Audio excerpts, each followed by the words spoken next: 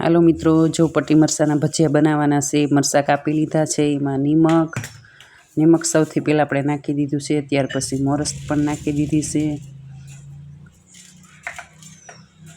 ત્યાર પછી લીંબુ નાખી દેવું એક ફાડું, એટલે ત્રણેય વસ્તુ મિક્સ કરીને અને 1 કલાક આપણે આવી રીતે રહેવા દઈએ ને, જેટલો સમય હોય એટલો, અડધી કલાક તમે રેવાઈ ગયો અને પછી આ પટ્ટી મરચાંના ભજીયા બનાવો એટલે બહુ મસ્ત થાય, ખાટા મીઠા અને નિમક સડી જાય, ગળપણ ખટાશ ત્રણેય મિક્સ થાય એટલે બહુ પટ્ટી મરચાંના ભજીયા બહુ મસ્ત બને છે।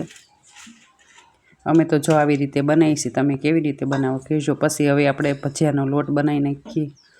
મેથી ધાણા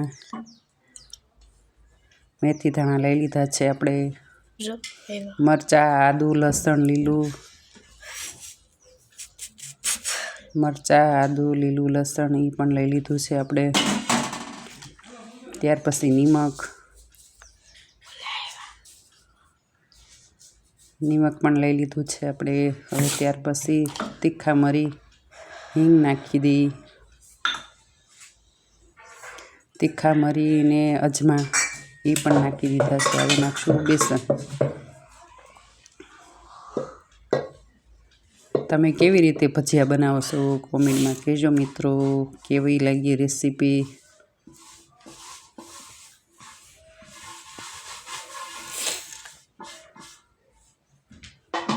તો લોટ પણ આવી ગયો છે, હવે પાણી લઈને લોટ બાંધી લઈશું।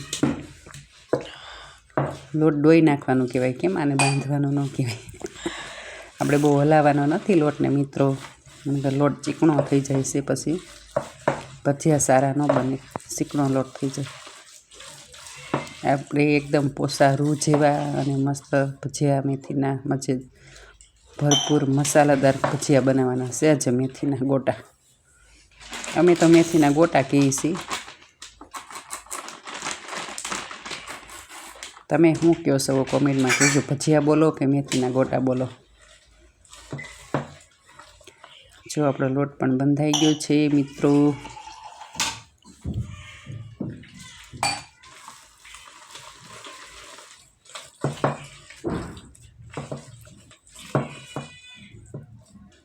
લોટ બંધાઈ ગયો, રેડી થઈ ગયો છે। હવે આપણે તેજસ્વીને જો ભૂખ લાગી હતી એટલે એની માટે બટેટા પૂરી પહેલાં તળી નાખી છે। હું એ લોટમાં પણ મરચી, આદુ બધું એ મસાલા નાખું છું, ધાણા, એટલે હાવ મોળી પૂરી ન ભાવે, એટલે એવી રીતે એ લોટમાં પણ અમે બધા મસાલા નાખ્યા છે। મરચાં, આદુ અને ધાણા, નિમક, તીખા મરી એવું તેજસ્વીના બટેટાના પૂરીમાં એટલો મસાલો મેં નાખ્યો છે। અને જો પૂરી ક્રિસ્પી થાય ત્યાં સુધી આપણે તળવાની છે ને, બાકી એકદમ જ મસ્ત વ્હાઈટ બહુ મિત્રો લોટ હલાવો ને તો ચીકણો લોટ થઈ જાય અને અંદરથી ભજીયા કાસા રહે, ફૂલે નહીં એકદમ। લોટને બહુ હલાવવાનો નહીં, આપણે લોટ ડોઈને ત્યારે બહુ હલાવવાનો નહીં। જો એકદમ વ્હાઈટ ક્રિસ્પી પૂરી થાય તૈયાર આપણે તેજસ્વી બેનની માટે। આ તેજસ્વીને પહેલાં 1 ઘાણો બનાવી દીધો, બધા માટે બટેટા પૂરી તો બનાવી છે, પણ તેજસ્વી માટે 1 ઘાણો પહેલાં બનાવી દીધો 7 વાગે। આવી શિયાળાની ઠંડી હોય એમાં આ પટ્ટી મરચાં, બટેટાની પૂરી, મેથીના ગોટા મળે, કંઈક મજા જ અલગ હોય।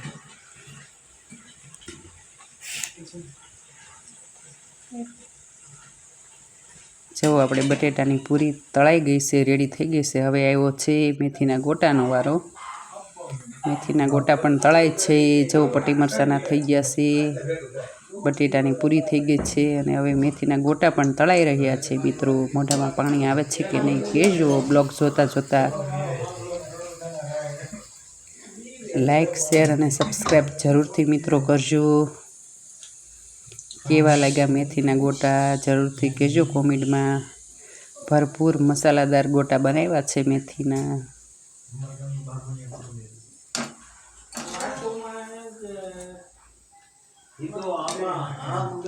મોઢામાં મેથીના ગોટા જોઈને મોઢામાં પાણી આવે છે કે નહીં જરૂરથી કહેજો મિત્રો। જવું આપણા ગોટા તળાય છે શેને બાકી મસાલાદાર જવો તળાઈ ગયા છે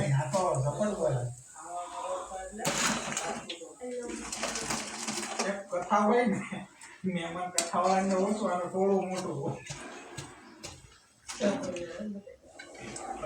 થોડું આવે પેલા રેવા જતો કથા